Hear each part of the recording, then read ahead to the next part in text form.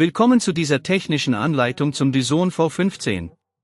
Wir sind Kelatos Informática, Spezialisten für technische Reparaturen. Wir holen dein Gerät direkt bei dir zu Hause ab, führen eine kostenlose Diagnose durch und schicken dir einen Kostenvoranschlag, bevor wir reparieren. Keine Anrufe, keine Fahrten. Wir befinden uns in der Calle Joaquín María López 26, Madrid. Bequem, transparent und professionell. Link in der Beschreibung. Wenn dein Dyson V15 komische Geräusche macht, ist dies oft ein Zeichen dafür, dass der Motor nicht mehr einwandfrei funktioniert. Solche Geräusche können durch Verschleiß oder Verstopfungen verursacht werden.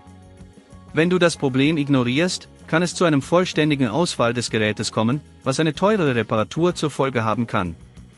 Für diese Reparatur benötigst du einige Werkzeuge, einen Kreuzschlitzschraubendreher, einen flachen Schraubendreher, ein Multimeter und eventuell eine Zange, um festsitzende Teile zu lösen.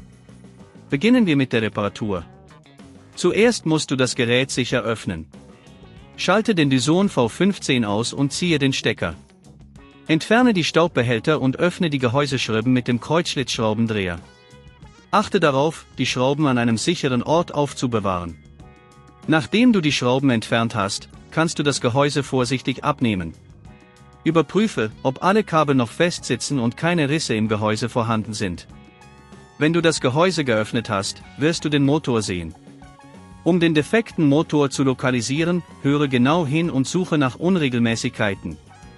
Wenn du den Motor gefunden hast, trenne die Kabelverbindungen vorsichtig ab.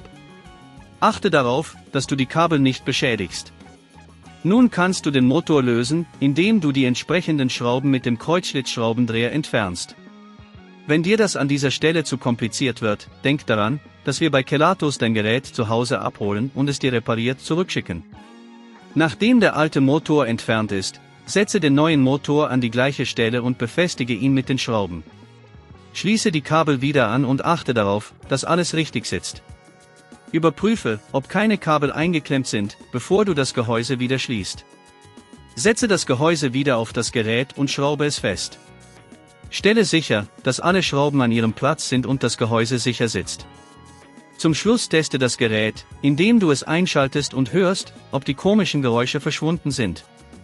Um zu vermeiden, dass das Problem erneut auftritt, halte deinen Dyson V15 regelmäßig sauber und überprüfe die Filter. Verwende ihn nicht auf stark verschmutzten Böden, um Verstopfungen zu vermeiden. Wenn du kein Risiko eingehen willst, bei Kelatos holen wir dein Gerät ab, reparieren es und liefern es dir nach Hause, in der ganzen Schweiz. Link in der Beschreibung.